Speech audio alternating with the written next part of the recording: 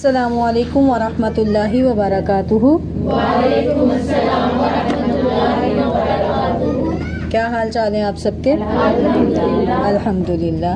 رب اشرح لی صدری ویسر لی امری واحلل عقدۃ من لسانی یفقہوا قولی رب زدنی علما اللہم فقہنا فی الدین اللہم صلی علی محمد وعلی آل محمد۔ جی لیسن نکالنے اپنا لیسن آپ کا 14 اس کا پارٹ 2 ہوگا اور آیت نمبر ہماری 79 سے۔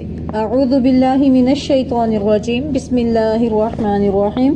فویل پس ہلاکت ہے للذین ان لوگوں کے لیے جو یکتبون وہ لکھتے ہیں الکتاب کتاب کو بایدیہم اپنے ہاتھوں سے ثم پھر یقولون وہ کہتے ہیں ھذا یہ من عندی پاس سے ہے اللہ اللہ کے لیشتروا تاکہ وہ لے لیں بہی بدلے اس کے ثمناً قیمت قلیلاً تھوڑی۔ فویل پس ہلاکت ہے لہم ان کے لیے مما باوجہ اس کے جو کتبت لکھا ایدیہم ان کے ہاتھوں نے وویل اور ہلاکت ہے لہم ان کے لیے مما باوجہ اس کے جو یکسبون وہ کماتے ہیں۔ وقالو اور انہوں نے کہا لن ہرگز نہیں تمسنا چھوئے گی ہمیں النار آگ الا مگر ایامن دن معدودہ گنے چنے۔ قل کہہ دیجئے اتخذتم کیا لے رکھا ہے تم نے عندہ پاس اللہ اللہ کے عہدن کوئی عہد فلن تو ہرگز نہیں یخلف خلاف کرے گا اللہ اللہ عہدہ اپنے عہد کے۔ ام یا تقولون تم کہتے ہو علی اللہ اللہ پر ما جو لا نہیں تعلمون تم علم رکھتے۔ بلا ہاں کیوں نہیں من جس نے کسبا کمائی سیئتاً کوئی برائی واحاطت اور گھیر لیا بہی اس کو خطیئتہ اس کی خطا نے فاولئک تو یہی لوگ ہیں اصحاب ساتھی النار آگ کے ہم وہ فیہا اس میں خالدون ہمیشہ رہنے والے ہیں۔ والذین اور وہ جو آمنو ایمان لائے وعملوا اور انہوں نے عمل کیے الصالحات نیک اولئک یہی لوگ ہیں اصحاب ساتھی الجنتی جنت کے ہم وہ فیہا اس میں خالدون ہمیشہ رہنے والے ہیں۔ باجی باہر بچوں سے کہہ کے آئیے گا خاموش ہو جائیں، ٹھیک ہے؟ ایک دفعہ انہیں کہہ دیں کہ شور نہ کریں۔ اب آپ لوگوں نے ساتھ مل کر پڑھنا ہے فویل للذین ہاں جی ان کے لیے ان کے نہیں ان کے فویل ایک آواز میں پڑھے فویل للذین یکتبون الکتاب بایدیہم ثم یقولون ھذا من عند اللہ من عند اللہ لیشتروا بہی ثمناً قلیلاً فویل لہم مما کتبت ایدیہم وویل لہم مما یکسبون وقالوا لن تمسنا النار الا ایامن معدودہ قل کہہ دیجئے اتخذتم کیا لے رکھا ہے تم نے عند پاس اللہ اللہ کے عہدن کوئی عہد فلن تو ہرگز نہیں یخلف خلاف کرے گا اللہ اللہ عہدہ اپنے عہد کے ام یا تقولون تم کہتے ہو علی اللہ اللہ پر ما جو لا نہیں تعلمون تم بھی نہ رکھتے لا تعلمون نہیں تم بھی رکھتے لا تعلمون نہیں تم بھی نہ رکھتے بلا ہاں کیوں نہیں من جس نے کسب کمائی سیئۃ کوئی برائی واحاطت اور گھیر لیا به اس کو خطیئتہ اس کی خطا نے فاولئک تو یہی لوگ ہیں اصحاب ساتھی النار آگ کے ہم وہ فیہا اس میں خالدون ہمیشہ رہنے والے ہیں والذین اور وہ جو آمنوا ایمان لائے وعملوا انہوں نے عمل کیے الصالحات اولئک یہی لوگ ہیں اصحاب ساتھی الجنت جنت کے ہم وہ فیہا اس میں خالدون. ہمیشہ رہنے والے ہیں. ٹھیک ہے، الفاظ کو دیکھ لیتے ہیں ہم. فویل پس ہلاکت ہے. ویل ویل ہلاکت کے لیے لفظ آتا ہے. فا پس پھر کے لیے، فا پھر یا پس، ویل ہلاکت ہے. ویل کا اپنے روٹ کے ساتھ ہے واو یا لام. ٹھیک ہے، ہلاکت، تباہی، بربادی، اور بعض مفسرین بیان کرتے ہیں جہنم کا ایک بدترین گڑھا ہے. ٹھیک ہے، بہت گہرا، اس کا نام بھی ویل ہے. ٹھیک ہے، تو جہنم کی ایک گڑھے کا نام بھی ویل ہے. فویل پس ہلاکت ہے، للذین ان لوگوں کے لیے جو یکتبون لکھتے ہیں. دیکھیں، یا ہٹا دیں، واو نون جمع کی ہٹا دیں تو کیا بچا ہمارے پاس؟ جلدی سے بتائیں. ہاتھ رکھیں، ہاتھ رکھیں، یا پر ہاتھ رکھیں نا، انگلی رکھیں، ایک انگلی یا پر رکھیں اور ایک انگلی واو نون پر رکھیں. تو پیچھے ہمارے پاس کیا بچا؟ کاف تابا. ٹھیک ہے، شاباش. کیا بنا؟ کاتبہ. کاتبہ کا مطلب لکھنا. کاتبہ کتاب اردو میں بولتے ہیں نا ہم. ٹھیک ہے، کتابت، کتاب. یکتبون، اب دیکھیں کاف تابا کا آپ کو پتہ چل گیا، کاتبہ کتاب، تو اس سے سمجھ آ جائے گا فوراً کے لکھنے کا کام ہے. یکتبون یا وہ کے لیے آ جائے گا. ٹھیک ہے، اور واو نون بھی وہ جمع کے لیے. وہ لکھتے ہیں الکتابہ کتاب کو، بِأَيْدِيهِمْ اپنے ہاتھوں سے. ید کی جمع ہے عید. ٹھیک ہے، ید ید کس کو کہتے ہیں؟ ایک ہاتھ کو، تو اس کی جمع عید. بی ساتھ، ایدی ہاتھ، ہم اپنے، اپنے ہاتھوں سے. ثم پھر، یقولون وہ کہتے ہیں. ہاذا یہ کون؟ یہ کتاب، یعنی کہ جو لکھا ہے نا اپنے ہاتھ سے، اس کو کہتے ہیں کہ یہ من عندی پاس سے ہے. من سے، عندی پاس، اللہ ہی اللہ، کہ یہ اللہ کے پاس سے. لکھتے ہیں اپنے ہاتھ سے ہیں اور کہتے کیا ہیں؟ اللہ کے پاس سے ہے. کس لیے؟ لیشترو تاکہ وہ لے لیں. روٹ اس میں کیا ہے؟ شین را یا. ٹھیک ہے، یا لی تاکہ، یشترو وہ لے لیں. آپ کو پتہ نا شرع کا مطلب کیا ہے؟ بیچنا بھی اور لینا بھی، دونوں معنوں میں، خریدنا بھی اور بیچنا بھی. لیشترو تاکہ وہ لے لیں، بھی بدلے اس کے، کس کے؟ جو انہوں نے ہاتھوں سے لکھا ہے نا اس کے بدلے. ثمنن قیمت، قلیلاً تھوڑی. ثمن پیچھے بھی پڑھا ہے نا آپ لوگوں نے. ٹھیک ہے، تھوڑی قیمت. ثمنن قلیلاً تھوڑی قیمت. فویل پس ہلاکت ہے، ویل ہے، لہم ان کے لیے، مما باوجہ اس کے جو، یہ دو لفظ تھے من اور ما. من سے ما جو، اس سے جو، مطلب کیا ہے؟ باوجہ اس کے جو کاتبت لکھا. اب دیکھیں کاتبہ سے کاتبہ، کاتبو، کاتبت کہ لکھا، ایدیہم ان کے ہاتھوں نے.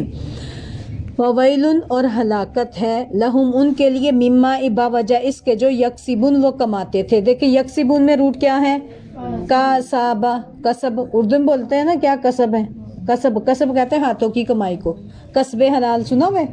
حلال کمانا، ہاتھ سے کمانا، حلال کمائی. ٹھیک ہے، کسب ہاتھ کو، ہاتھ کی کمائی کو کہتے ہیں. یکسبون وہ جو ہاتھوں سے کماتے ہیں، جو انہوں نے کمائی کی، وہ ان کے لیے ہلاکت ہے. ان کا لکھنا بھی ہلاکت ہے ٹھیک ہے، اور ان کی کمائی پر بھی ہلاکت ہے۔ وقالو اور انہوں نے کہا لن ہرگز نہیں تمسنا چھوئے گی ہمیں، کیا روٹ ہے؟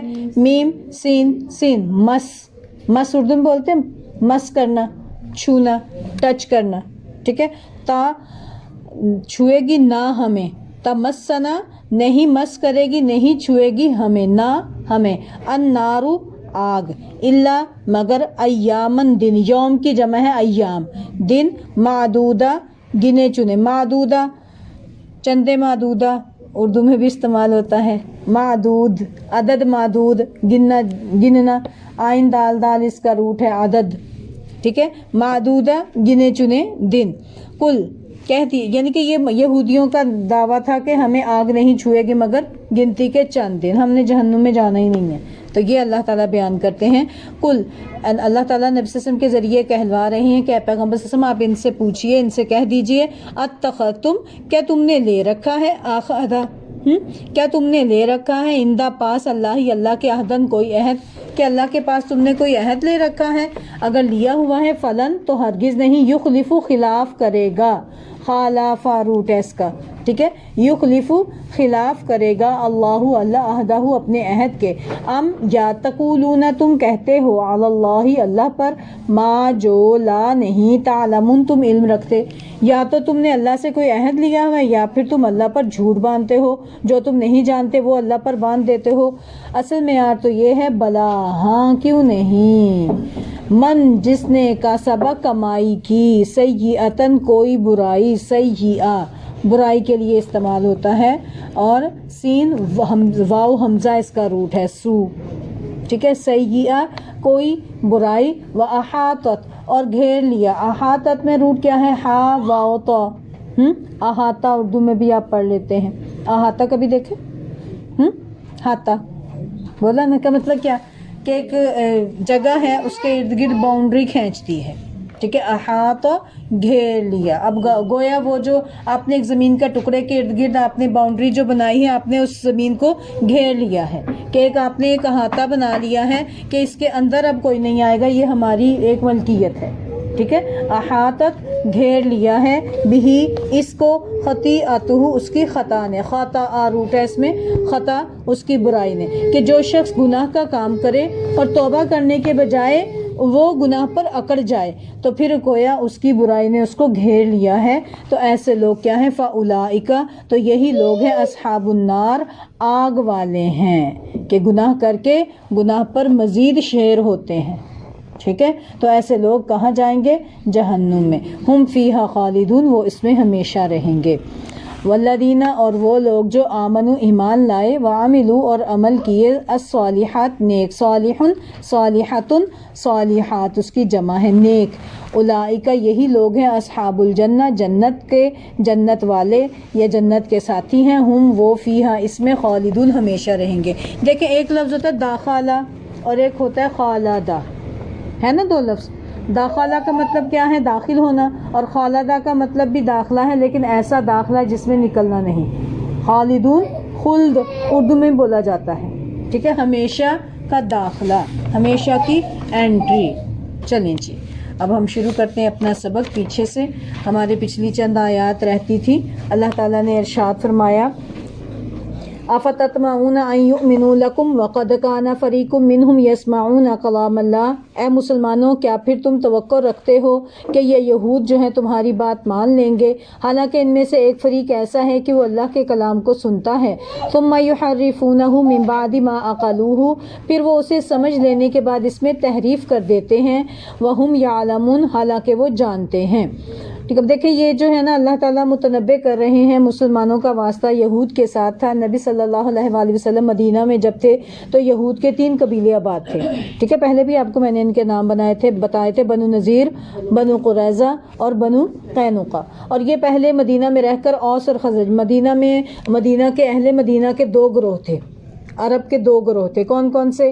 اوس اور خزرج، 2 گروہ مدینہ کے تھے وہاں کے رہنے والے، اور 3 گروہ کن کے تھے؟ یہود کے بعد تھے۔ یہود کے کون سے تھے؟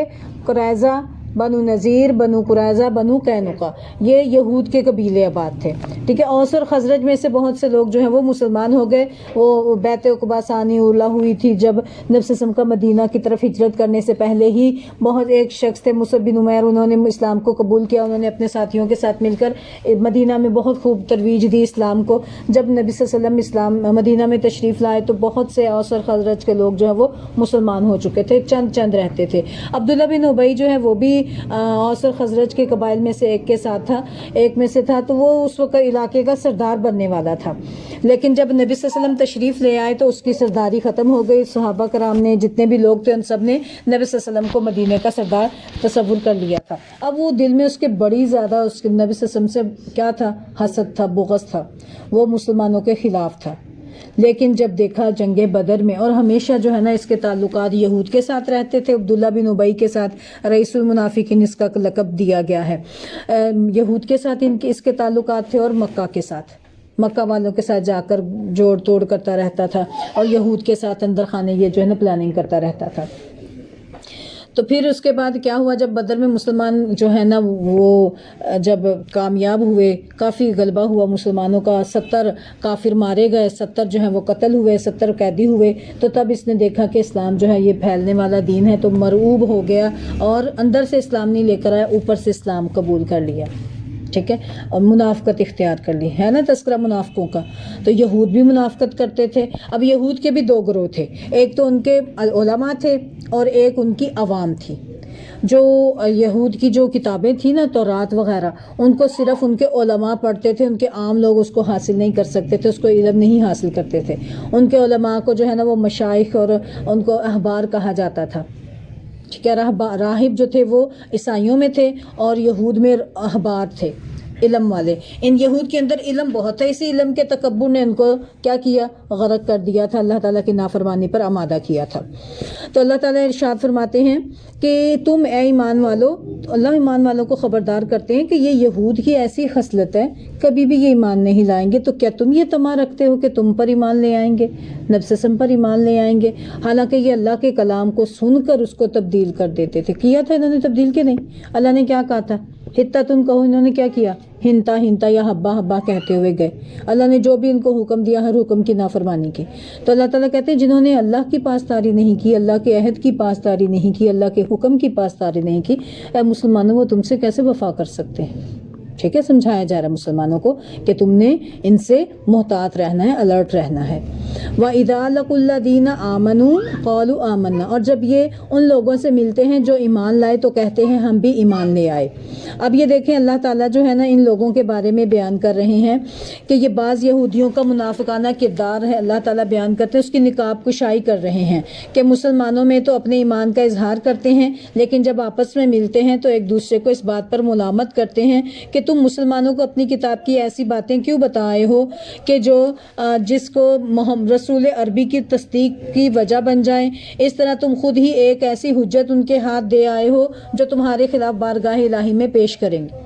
کیونکہ یہود کی جو کتاب ہے نا تورات میں واضح حکم تھا نبی صلی اللہ علیہ وسلم کے بارے میں، پیغمبر صلی اللہ علیہ وسلم کے اوصاف موجود تھے، ٹھیک ہے، اور ان کے اوصاف یہاں تک ان کے صحابہ کرام کے اوصاف بھی موجود تھے۔ پتہ ہے آپ کو، ایک دفعہ بچپن میں نبی صلی اللہ علیہ وسلم اپنے چچا کے ساتھ تجارت کے لیے شام کے علاقے کی طرف جا رہے تھے، تو ایک درخت کے نیچے سے ایک راہب نے آ کر نبی صلی اللہ علیہ وسلم کو منع کر دیا تھا اور کہا تھا کہ یہ بچہ جو ہے اس کی شکل سے ہی میں دیکھ کر پہچان گیا ہوں کہ یہ آئندہ وقت کا نبی ہوگا، اور وہاں پر شام میں جہاں تم جا رہے وہاں پہ یہود ہوں گے، اور مجھے اندیشہ ہے کہ یہود اس بچے کو نقصان پہنچائیں گے، اس کو واپس بھیجو۔ تو ان کے چچا نے فوراً وہاں سے نبی صلی اللہ علیہ وسلم کو واپس بھیج دیا تھا۔ قرآن پاک میں انشاءاللہ آگے آپ پڑھیں گے، وہ ایسے نبی صلی اللہ علیہ وسلم کو پہچانتے تھے جیسے اپنے بچوں کو پہچانتے ہیں، کما یعرفون ابناءہم۔ کیا بھلا کوئی اپنے بچے کو پہچاننے میں خطا کھا سکتا ہے؟ عبداللہ بن سلام نے کہا تھا نا، نبی صلی اللہ علیہ وسلم نے جب پوچھا تھا اس کا کیا مطلب، انہوں نے کہا اللہ کے نبی ہمیں تو یہ بھی نہیں پتا ہماری اولاد جو یہ ہماری بھی ہے کہ نہیں، کیا پتا عورتوں نے کیا پیچھے کیا ہے، ہمارے ساتھ منسوب کر دیا یا کیا کیا، لیکن نبی صلی اللہ علیہ وسلم کے اوصاف تورات میں ایسے موجود ہیں کہ ہم ذرا بھی خطا نہیں کھا سکتے، کہ اتنے واضح حکم اللہ تعالیٰ نے تورات میں بیان کر دیے ہیں۔ تو یہ اتنے اچھے طریقے سے نبی صلی اللہ علیہ وسلم کو پہچانتے تھے. اور پھر وہ جب پتہ ہے نا آپ کو، جب اسلام نہیں آیا تھا، ابھی نبی صلی اللہ علیہ وسلم مبعوث نہیں ہوئے تھے، تو یہ مسلمانوں پر وہاں کے جو اوس اور خزرج کے جو قبیلے تھے نا عرب میں آباد، ان پر یہ دھونس جماتے تھے. ہمارے اندر تو انبیاء آتے رہے، اب دیکھنا آخری ایک نبی آنا ہے، وہ بھی ہم میں سے آنا ہے. تم تو جاہل ہو، تمہیں تو پتہ ہی نہیں کتاب کیا آتی ہے. ہمارے اندر تو ایسے تورات بھی نازل ہوئی، انجیل بھی آئی، ایسے ایسے آئے، ہمارے لیے اللہ نے من و سلوہ نازل کیا تھا، ہمارے پاس یہ ہوا تھا یہ ہوا تھا. یہ ان کی عوام تھی. دو قسم کے لوگ تھے نا، تو یہ ان کی عوام تھی. اور ان کے جو عالم تھے نا، وہ عام مجلسوں میں نہیں جاتے تھے، وہ پیچھے بیٹھے رہتے تھے، پیچھے بیٹھ کر لیڈ کرتے تھے. تو یہ لوگ جا کر مسلمانوں میں ایسی باتیں جو ہیں وہ اوس اور خزرج میں بیان کرتے تھے. جب اوس اور خزرج کو اس کے بارے میں پتہ تھا، پھر نبی صلی اللہ علیہ وسلم کے آنے کے بعد بھی وہ ایسی باتیں بیان کرتے تھے. پھر انہوں نے پتہ کیا کیا، انہوں نے کیسے تحریف کی. اچھا ہم جو کہتے تھے نا آخری نبی نے آنا ہے، وہ یہ تھوڑا، اس کے تو یہ اوصاف ہی نہیں ہے، اس میں تو یہ نہیں ہے، یہ وہ نہیں ہے، وہ کوئی اور ہے، یہ کوئی اور ہے. جو ہماری کتابوں میں تذکرہ نا وہ نہیں آیا. تو فوراً بات کو بدل دیا. نبی صلی اللہ علیہ وسلم کے بارے میں جو آیات تھی فوراً ان کو تورات میں سے نکال دیا. تو اللہ تعالیٰ کے جب یہ پھر اپنے ساتھیوں کے پاس جاتے تھے تو ان کے علماء جو ہے نا وہ ان کو کہتے تھے تم کیا بے وقوفی کا کام کر رہے ہو، ایسی باتیں بتا کر آئے ہو نبی صلی اللہ علیہ وسلم کے بارے میں کہ وہ پھر اللہ تعالیٰ کو پتہ چل جائے گا. ان کو پتہ تھا تو انہوں نے مانا نہیں. کتنا ان کا کمزور عقیدہ تھا. اللہ تعالیٰ تو ہر کچھ جانتا ہے. تورات کس نے نازل کی تھی؟ ان کے اندر انبیاء کس نے بھیجے تھے؟ اور نبی صلی اللہ علیہ وسلم کو کس نے مبعوث کیا؟ اللہ نے کیوں ان سے نبوت چھینی؟ ان کے بدکردار کی وجہ سے، بدکرداری کی وجہ سے، نعمتوں کو ناشکری کی وجہ سے، ٹھیک ہے نا، انبیاء کو قتل کرنے کی وجہ سے. اس لیے اللہ نے آخری پیغمبر بنی اسرائیل میں نہیں بھیجے. کن میں بھیجے تھے؟ بنو اسماعیل میں. تو انہوں نے حسد کی وجہ سے ان پر نہیں کیا. یہ سارا نقشہ جب آپ سمجھ لیں گے نا، انشاءاللہ آیات کو سمجھنا آپ کے لیے مشکل نہیں ہوگا. ٹھیک ہے. اب یہ دیکھیں جو آیت ہے نا، وَإِذَا لَقُوا الَّذِينَ آمَنُوا قَالُوا آمَنَّا، جب یہ ان لوگوں سے ملتے جو ایمان لائے تو کہتے ہم بھی ایمان لائے ہیں. پھر ایسی باتیں بیان کرتے. وَإِذَا خَلَا بَعْضُهُمْ إِلَىٰ بَعْضٍ قَالُوا أَتُحَدِّثُونَهُم بِمَا فَتَحَ اللَّهُ عَلَيْكُمْ، اور جب وہ ایک دوسرے کے ساتھ تنہا ہوتے تو آپس میں کہتے کیا تم مسلمانوں کو وہ باتیں بتلاتے ہو جو اللہ نے تم پر کھولی ہیں، لِيُحَاجُّوكُم بِهِ عِندَ رَبِّكُمْ، تاکہ وہ تمہارے رب کے ہاں تمہارے خلاف ان باتوں کو بطور حجت پیش کریں. افلا تعقلون، کیا پھر تم عقل نہیں رکھتے؟ اولا یعلمون، اللہ تعالیٰ کہتے ہیں کتنے یہ کم عقل لوگ ہیں بنی اسرائیل، کیا وہ جانتے نہیں ہیں ان اللہ یعلم ما یسرون وما یعلنون، بے شک اللہ تعالیٰ سب کچھ جانتا ہے جو وہ چھپاتے ہیں جو ظاہر کرتے ہیں. ٹھیک ہے. جو ان کے علماء چھپاتے ہیں اللہ وہ بھی جانتا ہے، جو ظاہر کرتے ہیں وہ بھی جانتا ہے. اللہ تعالیٰ تو سب کچھ جانتا ہے. اب دیکھیں اللہ تعالیٰ نے فرمایا تم بتلاؤ یا نہ بتلاؤ، اللہ تعالیٰ کا تو ہر بات کا علم ہے. وہ ان باتوں کو تمہارے بتلائے بغیر بھی مسلمانوں پر ظاہر فرما سکتا ہے، فرما سکتا ہے نا، اور فرمایا بھی تھا اللہ تعالیٰ نے بہت سے موقعوں پر. وَمِنْهُمْ أُمِّيُّونَ لَا يَعْلَمُونَ الْكِتَابَ، اور ان میں سے کچھ ان پڑھ ہیں. امی کون سے ہیں؟ ان پڑھ، جو قرآن کو یعنی کہ کتاب کا علم حاصل نہیں کیا صحیح طریقے سے، جن کے پاس صرف ان کی ماں کا علم تھا. امی، ماں سے ہے نا. امی کس کو کہتے ہیں؟ عربوں میں امی ماں کو پیش کے ساتھ ہے، ہمارے ہاں زبر لگا کر کیا کہتے ہیں؟ امی، ہے نا. تو جو ماں سے علم حاصل ہو اس کو کیا کہتے ہیں؟ امی. اور جس نے اسکول جا کر بھی علم حاصل کیا ہو پھر وہ پڑھا لکھا ہوتا ہے. ٹھیک ہے، سمجھ آ گئی؟ اب انشاءاللہ امی جو ہے اس بھولے گا نہیں آپ کو، کہ ان میں سے کچھ لوگ ایسے ہیں جو صرف امی ہیں، یعنی کہ جنہوں نے فارمل طریقے سے علم حاصل نہیں کیا. یہ کون سے لوگ ہیں؟ جو ان کی عوام ہے. ٹھیک ہے، ان کے علماء نہیں ہیں، ان کی عوام ہے. لا یعلمون الکتاب، یہ کتاب نہیں جانتے، علم نہیں کتاب کا، بس جتنا استاد جی نے بتا دیا بیٹا ایسے کرنا، ایسے پیری مریدی سے دیکھیں خبردار اس سے آگے نہیں پڑھو گے تو جل کے راکھ ہو جاؤ گے، ایسے ہو جاؤ گے، ویسے ہو جاؤ گے. علم نہیں حاصل کر سکتے جب تک یہ علم حاصل نہ کر لو، تب تو قرآن نہیں پڑھ سکتے. قرآن کا ترجمہ تو پڑھ ہی نہیں سکتے جب تک 14 علم نہ ہو. سنا آپ آج بھی آپ نے یہ باتیں سنی ہوں گی. تو دیکھیں ایسی باتیں جو وہ علم کتاب کا علم نہیں رکھتے تھے، ان کے علماء نے ان کو کیا رکھا ہے؟ گھما ہی رکھا ان کو، بس کہ یہ علم کو حاصل نہ کر سکے تاکہ یہ ہمارے محتاج رہیں، ہمارے ماتحت رہیں اور ہماری مٹھی گرم کرتے رہیں. ہم جو کہیں بھئی آج بابا جی آئے تھے، تمہارے ابا حضور مجھے خواب میں ملے تھے، وہ کہہ رہے تھے یہ پکا دو وہ پکا دو، یہ کھانے کو دل کر رہا ہے، یہ پہننے کو دل کر رہا ہے، وہ ننگے آئے تھے تو اس کا کپڑا دے دو، تو اس کا وہ دے دو. کھانے کے چکر بنائے ہوئے نا سارے، اللہ ماشاء اللہ. لیکن آپ دیکھیں کس طریقے سے لوگ ان باتوں پر تو بڑا یقین رکھتے ہیں، لیکن جو اصل چیزیں ہیں جو حلال ہیں اور جو فرض کے درجے پر ہیں، زکوٰۃ وغیرہ وہ نہیں دیں گے، لیکن ایسے خرافات کے پیچھے بہت زیادہ پڑے ہوں گے.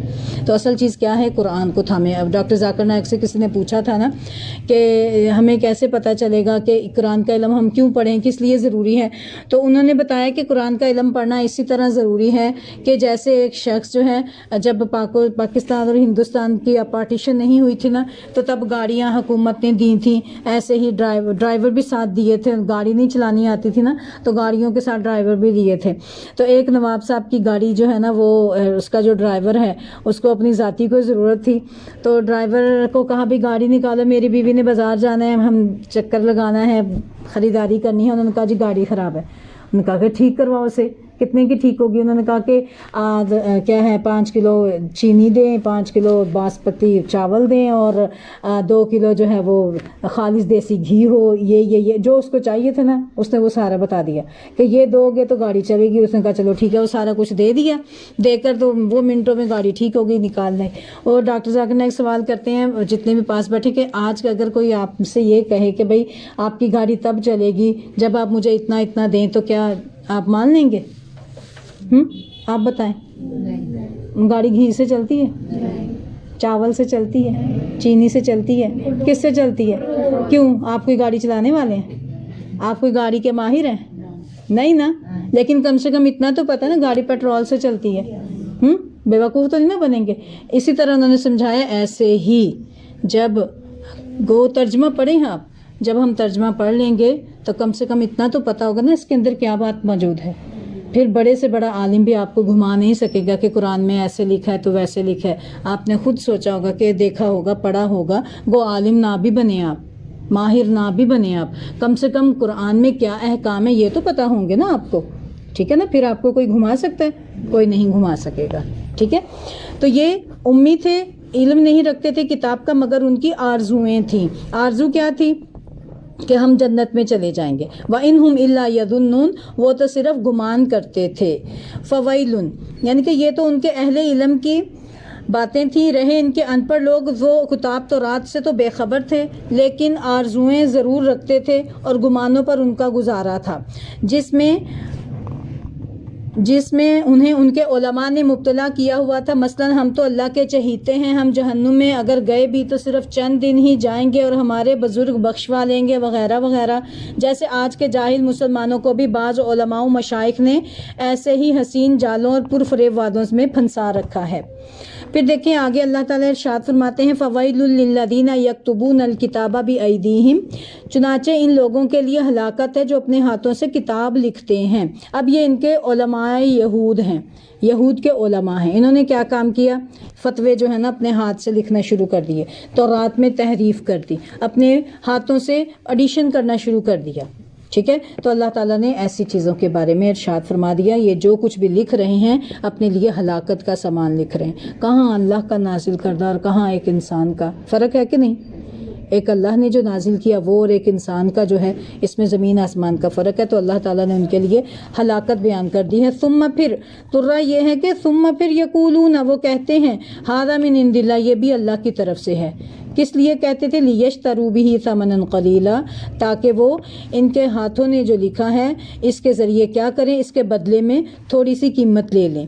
فویل لہم مما کتبت ایدیہم، اللہ تعالیٰ کہتے ہیں چنانچہ ان کے ہاتھوں نے جو لکھا اس کی وجہ سے ان کے لیے ہلاکت ہے. وویل لہم مما یکسبون، اور جو وہ کماتے ہیں اس کی وجہ سے ان کے لیے ہلاکت ہے. یہ دیکھیں یہود کے علماء کی جسارت اور خوف الہی سے بے نیازی کی وضاحت ہے کہ اپنے ہاتھوں سے مسئلے گھڑتے اور ببانگ دہل یہ باور کراتے کہ اللہ کی طرف سے ہے. بعض علماء نے اس آیت سے قرآن مجید مصحف کی فروخت کو ناجائز قرار دیا، لیکن یہ استدلال صحیح نہیں ہے. آیت کا مستحق صرف وہی لوگ ہیں جو دنیا کمانے کے لیے کلام الہی میں تحریف کرتے ہیں اور لوگوں کو مذہب کے نام پر دھوکہ دیتے ہیں کہ ہاتھوں سے قرآن کی، دیکھیں قرآن پڑھا کر یا قرآن کو پبلش کروا کر اس کی کمائی کھانا حرام نہیں ہے. ایک حدیث کا مفہوم ہے، نبی نے ارشاد فرمایا بہترین کمائی جو تم کھاتے ہو اللہ کی کتاب کے ذریعے ہے. ٹھیک ہے. یہ سب سے بہترین کمائی ہے جو اللہ کی کتاب کے ذریعے سے کوئی بھی حاصل کرے. ٹھیک ہے. تو یہ کن کے لیے ہلاکت ہے؟ جو اس میں اپنی طرف سے غلط تفسیر کریں، لوگوں کو کیا کریں، دھوکہ دیں، ان کے لیے ہلاکت ہے. ٹھیک ہے، علماء یہود کے لیے بھی اور امت مسلمہ سے میں جو علماء سو ہوں گے جو یہ کام کریں گے، قرآن کی غلط تفسیر کر کے عوام کو بیوقوف بنائیں گے، ان کو اصل سے دور کر دیں گے، اپنے سے جوڑیں گے، تو ایسے لوگوں کے لیے یہی ہلاکت ہے جو یہود کے لیے ہلاکت ہے. دیکھیں سب سے بڑا مقصد یہ ہونا چاہیے کہ لوگوں کو اپنی ذات سے نہیں جوڑنا، کسی بھی نے بھی. کس کے ساتھ جوڑنا ہے؟ اللہ سے جوڑنا ہے. یہ کتاب کس کی ہے؟ اللہ کی ہے. تو اتنے قابل بنے آپ کا ڈائریکٹ لنک اپنے رب سے ہو، آپ اللہ کا کلام پڑھیں، اپنے پاؤں پہ کھڑے ہوں. تو اس لیے ایک حرف بھی پڑھیں گے تو 10 نیکیاں، اٹک اٹک کے پڑھیں گے تو 20 نیکیاں، زیادہ ڈبل اجر مل جائے گا. تو لیکن کھڑے ہوں، اپنے پاؤں پر سٹینڈ ہوں، اپنا محتاج نہ بنائیں کسی کو، بلکہ اس کو پاورفل کریں، اتنا اس کو کھڑا کریں ہاتھ سے کہ بھئی تم کھڑے ہو جاؤ، قرآن کو ڈائریکٹ سمجھو.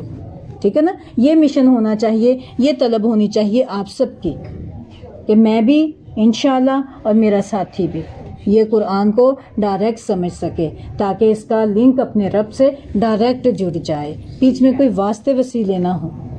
ٹھیک ہے، کریں گے اس پر کوشش انشاءاللہ. یہی تمنا رکھنی ہے دل میں، خود بھی کسی کا محتاج نہیں بننا، انشاءاللہ دوسروں کو بھی کسی کا محتاج نہیں کرنا.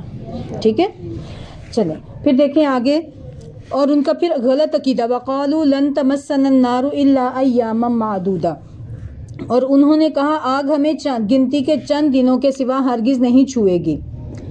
کہتے تھے جتنے دن جو ہے نا دنیا، جتنے دن ہم نے اس کی بچڑے کی پوجا کی تھی، 40 دن تک ہم جہنم میں جلیں گے، اس کے بعد جنت سے نکال لیے جائیں گے. اور نبی صلی اللہ علیہ وسلم کو نعوذ باللہ ایک حدیث میں آتا ہے، پیغمبر صلی اللہ علیہ وسلم کو کہا اس کے بعد تم جلو گے. حدیث بڑی طویل ہے، میں مختصر سے آپ کو بس لنک دے رہی ہوں اس کا. تو پیغمبر صلی اللہ علیہ وسلم نے کہا کہ نہیں تم جھوٹے ہو، تم ہی جہنم میں رہو گے، تم وہاں سے نہیں نکالے جاؤ گے. ٹھیک ہے، تو اور بعض روایات میں آتا ہے یہود کہتے تھے کہ دنیا کی کل عمر 7000 سال ہے، اور ہر 1000 کے بدلے سال کے بدلے 1 سال، یعنی کہ 7 دن ہم جہنم میں رہیں گے، اس کے علاوہ نہیں رہیں گے. تو اسی طرح یہ 40 دن رہیں گے. تو اللہ تعالیٰ نے فرمایا کہ کیا بتاؤ تو صحیح، قُلْ اتَّخَذْتُمْ عِندَ اللَّهِ عَهْدًا، کیا تم نے اللہ تعالیٰ سے کوئی عہد لیا ہوا ہے؟ اتنے پکی بات جو کہتے ہو تو کیا تم نے اللہ سے کوئی عہد لیا ہے؟ فَلَن يُخْلِفَ اللَّهُ عَهْدًا، اگر ہے وعدہ تو اللہ تعالیٰ اپنے عہد کے خلاف ہرگز نہیں کرے گا، اللہ اپنے وعدے کو پورا کرے گا. یا پھر دوسری بات یہ ہے، ام تقولون علی اللہ ما لا تعلمون، یا پھر تم کیا کرتے ہو، اللہ پر جھوٹ باندھتے ہو. ٹھیک ہے، تو اللہ تعالیٰ نے تو یہ بات کبھی کہی نہیں کہ تم سیاہ کرو سفید کرو جنت میں ہی جاؤ گے.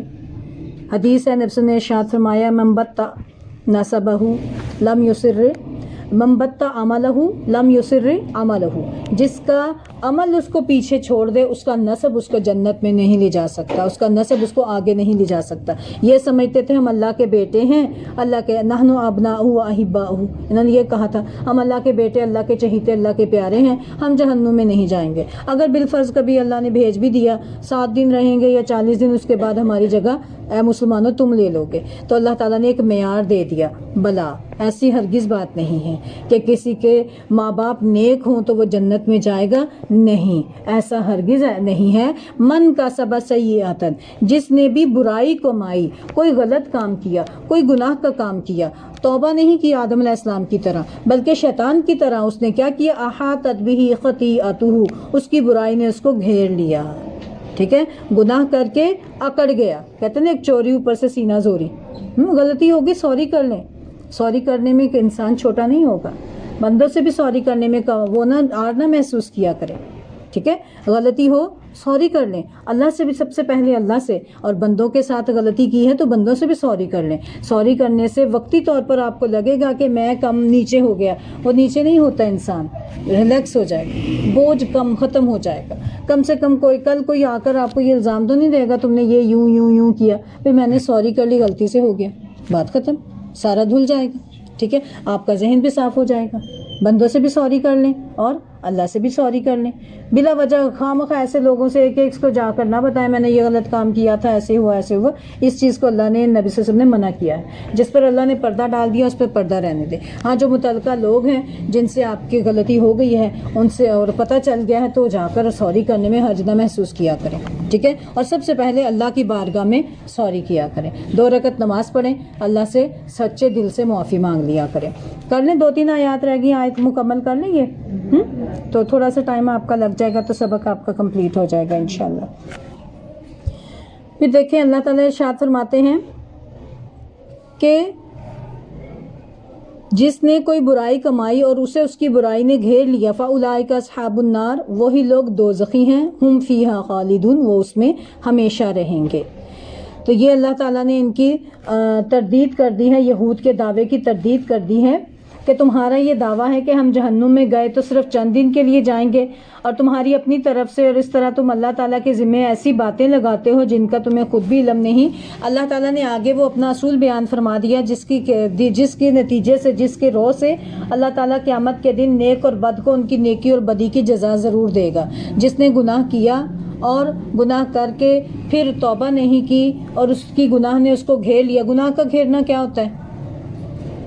کہ انسان مزید گناہ پہ گناہ کرتا چلا جائے، ٹھیک ہے، اور نیکی، ایسی نیکی کرے انسان، ایک نیکی جو ہے اگلی نیکی کا دروازہ بنتی ہے، اس کا دروازہ کھولتی ہے، اسی طرح ایک گناہ اگلے گناہ کا دروازہ کھولتا ہے۔ تو یہ ایک گناہ کر کے انسان مزید گناہ کرے تو کیا ہوگا؟ دل تو سخت ہو جائیں گے، توبہ کے دروازے بھی بند ہو جائیں گے نا۔ لیکن اگر انسان معافی مانگ لے، توبہ طائب ہو جائے تو کیا ہو جائے گا؟ وہ زنگ دھل جائے گا، ٹھیک ہے نا۔ تو یہ نیکی کا گھیر لینا کیا ہے کہ انسان آگے بھی نیکیوں کے بجائے، گناہ کا گھیر لینے سے مراد کیا ہے؟ آگے بھی انسان گناہ کرتا چلا جائے، ٹھیک ہے۔ تو ایسے لوگوں کے لیے اللہ تعالیٰ نے کیا کہا؟ وہ لوگ جہنم میں ہوں گے۔ لیکن دوسرے قسم کے لوگ، ساتھ ہی اللہ تعالیٰ کا یہ نا قرآن پاک میں آپ اصول دیکھیں گے، جنت کا تذکرہ ہے تو جہنم کا بھی ہوگا، جہنم کا ہے تو جنت کا بھی ہوگا۔ ساتھ ہی اللہ تعالیٰ نے ایمان والوں کا تذکرہ کر دیا، والذین آمنوا وعملوا الصالحات، اور جو لوگ ایمان لائے اور انہوں نے نیک کام کیے، اولئک اصحاب الجنہ، وہی جنتی ہیں، ہم فیہا خالدون، اس میں وہ ہمیشہ رہیں گے۔ یہ یہود کے دعوے کی تردید کرتے ہوئے جنت اور جہنم میں جانے کے اصول بیان کیے ہیں۔ جس کے نامہ اعمال میں برائیاں ہی برائیاں ہوں گی، یعنی کفر، شرک وغیرہ، ان کے ارتکاب کی وجہ سے اگر بعض اچھے عمل بھی کیے ہوں گے تو وہ بے حیثیت ہو جائیں گے، اللہ تعالیٰ وہ قبول نہیں کریں گے، تو وہ لوگ ہمیشہ جہنم میں رہیں گے۔ گویا سیئۃً سیاق کے اعتبار سے کفر و شرک کے معنی میں ہے، لیکن جو لوگ ایمان اور عمل صالح سے متصف ہوں گے، ایمان بھی لائیں گے اور عمل صالح بھی اختیار کرتے ہوں گے، وہ جنتی، اور جو مومن گناہ گار ہوں گے ان کا معاملہ اللہ کے سپرد ہوگا۔ وہ چاہے گا تو اپنے فضل و کرم سے ان کے گناہ معاف فرما کر بطور سزا کچھ عرصہ جہنم میں رکھنے کے بعد نبی وسلم کی شفاعت سے ان کو جنت میں داخل فرما دے گا، اور چاہے تو بغیر مواخذہ کیے ہی جنت میں داخل کر دے۔ یہ تو اس کے معاملے ہیں نا، ٹھیک ہے۔ پھر جیسا کہ یہ باتیں صحیح احادیث سے ثابت ہیں، اور یہی ہم سب کا عقیدہ ہے، تمام مسلمانوں کا، اہل سنت کا یہی عقیدہ ہے کہ جنت والے، ایمان والے جنت میں جائیں گے اور ایمان نہ لانے والے جہنم میں جائیں گے۔ تو جو ایمان والے مومن ہوں گے لیکن گناہ گار ہوں گے، وہ اللہ چاہے تو جہنم میں پھینک کر ان کو نبی صلی اللہ علیہ وسلم کے ہاتھوں شفاعت سے ان کو دوبارہ جہنم سے نکال کر جنت میں لے جائیں گے، ٹھیک ہے۔ اللہ تعالی ہم سب کو اہل جنت میں شامل کر لے۔ اس لیے دعا مانگی جاتی ہے نا، ربنا آتنا فی الدنیا حسنۃ وفی الآخرۃ حسنۃ وقنا عذاب النار، اے اللہ دنیا بھی اچھی کر، آخرت بھی اچھی کر، آگ کے عذاب سے بچا لینا، اے اللہ جہنم کی ڈبکی کے بغیر ہی جنت عطا فرما دینا۔ گناہ گار تو بہت ہیں، اے اللہ تو گناہوں کو دنیا میں ہی معاف کر دینا، ٹھیک ہے نا۔ روز معافی مانگ لیا کریں، اپنے گناہوں کو، چھوٹے چھوٹے گناہوں کو بھی یاد کیا کریں۔ بڑے گناہ جو ہیں وہ تو جہنم میں جانے کا ذریعہ بنیں گے، لیکن صغیرہ گناہوں کی کثرت جب ہو جائے گی تو وہ انسان کو جہنم میں لے جانے کا ذریعہ بن جائے گی۔ حدیث میں نبی صلی اللہ علیہ وسلم نے جب جنگل میں پڑاؤ ڈالا تو ساتھیوں سے کہا لکڑیاں اکٹھی کرو، سب بچے تک چھوٹی چھوٹی لکڑیاں لے کر آئے، کوئی ایک لکڑی لایا، کوئی دو لایا، تو جب وہ ڈھیر ہوا تو اتنا بڑا ڈھیر بن گیا۔ تو نبی صلی اللہ علیہ وسلم نے وہاں پر ایک بات سمجھائی تھی کہ لوگوں دیکھو، جیسے ایک ایک لکڑی سے کتنا گٹھا بن گیا، اسی طرح چھوٹے گناہوں سے اتنا بڑا انبار پناہ ہو جاتا ہے۔ وہ چھوٹے چھوٹے گناہ اکٹھے ہوتے ہوتے اتنا ڈھیر بن کر جہنم میں جانے کا ذریعہ بن جاتے ہیں۔ اس لیے چھوٹے گناہوں کو بھی، صغیرہ گناہوں کو بھی حقیر نہ سمجھا کریں، ٹھیک ہے، ان سے بھی اللہ تعالیٰ سے معافی مانگتے جایا کریں۔ اللہ تعالیٰ ہم سب کو عمل کی توفیق عطا فرمائے۔ وما علینا الا البلاغ المبین۔ سبحانک اللہم و بحمدک، اشہد ان لا الہ الا انت، استغفرک و اتوب الیک۔ ربنا لا تزغ قلوبنا بعد اذ ہدیتنا وہب لنا من لدنک رحمہ انک انت الوہاب۔ رب ارحمہما کما ربیانی صغیرا۔ اللہم فقہنا فی الدین، اللہم صل علی محمد وعلی آل محمد آمین۔ السلام علیکم ورحمۃ اللہ وبرکاتہ۔